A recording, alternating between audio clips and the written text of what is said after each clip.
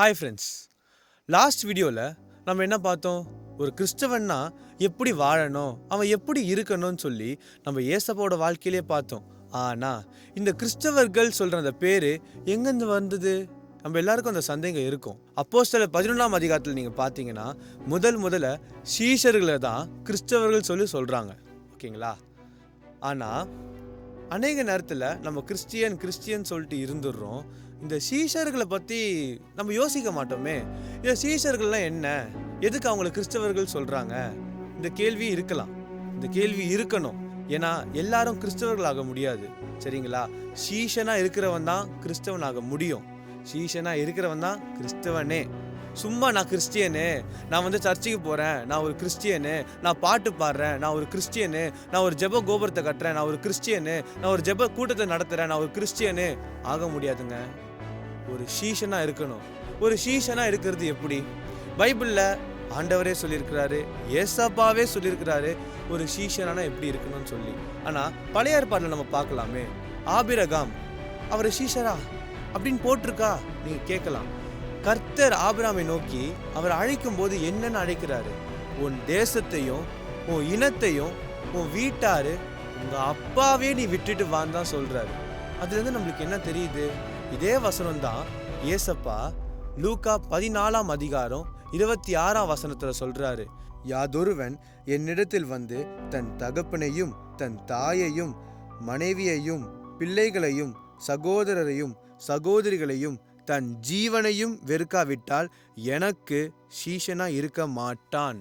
எங்க ஏசப்பா என்ன இதெல்லாம் சும்மா சொன்னாரா? இல்லை பைபிள் ஏதாவது ஜோக்கா? நம்ம ஒரு அண்டர்ஸ்டாண்டிங்கில் பைபிளை புரிஞ்சிக்க கூடாதுல்ல. ஒரு சீஷனா இருக்கணுங்க, எல்லாத்தையும் வெறுத்துட்டு வரணும், தன் ஜீவனையே வெறுத்துட்டு வரணும். அப்போஸ்தலர் காலத்தில் சீஷர்களாக எப்படி இருந்தாங்க? பேதுரு, யோவான், மத்தேயு இவங்கெல்லாம் என்ன பண்ணாங்க? எல்லாத்தையும் விட்டு வந்துட்டாங்களே.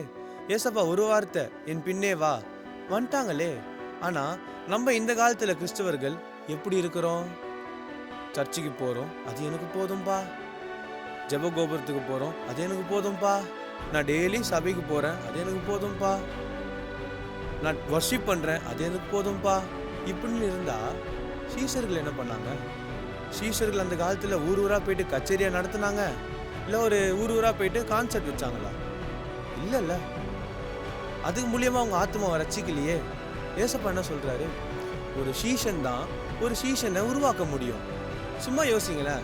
நான் ஒரு பிளம்பராக இருந்துக்கிட்டு ஒரு ஸ்டூடெண்ட்டுக்கு போயிட்டு நீ டாக்டருக்கு படிக்கணும்னு சொல்லிட்டு நான் டாக்டர் பாடத்தை சொல்லிக் கொடுக்க முடியுமா?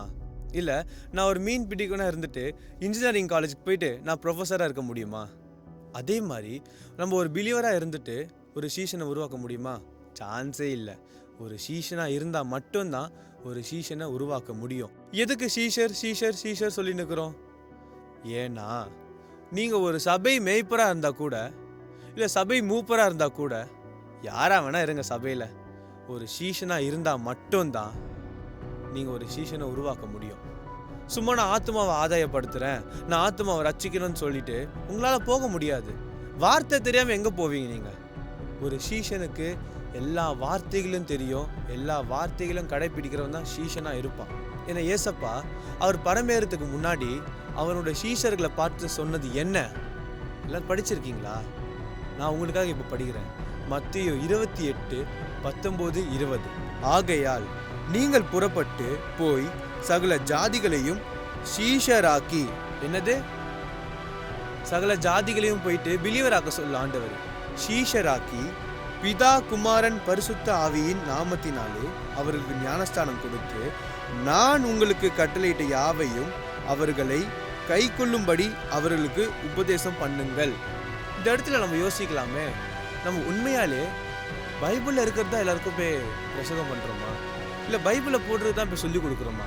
இல்லை பைபிளில் இல்லாததை கொண்டாடுறோமா? இதை பற்றி நீங்கள் நிறைய பார்க்கலாம்.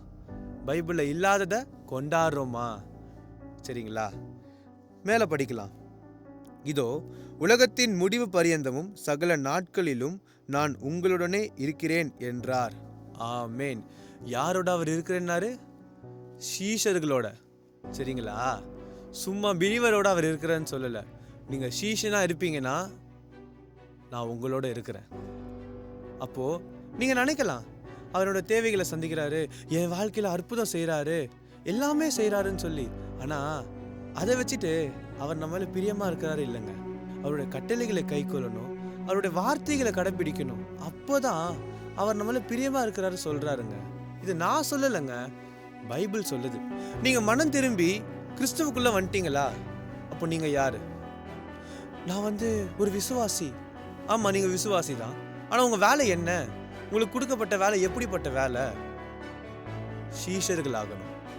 நீங்களும் சரி, பேசுகிற நானும் சரி, சீஷர்களாகணும். அதை நான் முன்னாடியே சொன்னேன்ல, கிறிஸ்தவர்களாக நீங்கள் இருந்தீங்கன்னா நீங்கள் சீஷராக இருக்க முடியாது. ஆனால் நீங்கள் ஒரு சீஷனாக இருந்தால் தான் ஒரு கிறிஸ்தவனாக இருக்க முடியும். இது நான் சொல்லலை, இதுவும் பைபிள் தான் சொல்லுது. பைபிளை ஒழுங்காக படிச்சிங்கன்னா உங்களுக்கே தெரியும். பழைய ஏற்பாடுலேருந்து புதிய ஏற்பாடு வரைக்கும் ஒவ்வொரு கேரக்டர் நீங்கள் பாருங்களேன். ஆபிரகாம்லேருந்து பவுல் வரைக்கும் நீங்கள் பாருங்களேன். எல்லாரும் அவங்க இஷ்டப்படி செய்யலைங்க, எல்லாமே கர்த்தருடைய சித்தத்தின்படி செஞ்சாங்க. எல்லாத்தையும் விட்டுட்டு வந்தாங்க. அதனால தான் அவங்க வாழ்க்கையில் கர்த்தர் இருந்தார். இன்னும் உங்களுக்கு புரியுற மாதிரி கடைசியாக ஒரு வசனத்தோட முடிக்கிறேன். லூக்கா 14:33. அப்படியே உங்களில் எவனாகிலும் தனக்கு உண்டானவைகளை எல்லாம் வெறுத்து விடாவிட்டால் அவன் எனக்கு சீஷனாக இருக்க மாட்டான். இது நான் சொல்லலை, ஏசப்பாவே சொல்கிறாருங்க. சரிங்களா? நம்மளை நம்ம ஏமாற்றிக்க வேணாம். நீங்களே பைபிளை படித்து பாருங்களேன். நீங்கள் யாருன்னு உங்களுக்கு தெரியும். நீங்கள் மனம் திரும்பிட்டு நீங்கள் பண்ண வேண்டிய வேலை என்னன்னு உங்களுக்கு தெரியும். பைபிளை படித்தா உங்களுக்கு நல்லா தெரியுங்க. நம்ம கிறிஸ்தவர்கள் இல்லை, சீஷராக இருக்கணும்.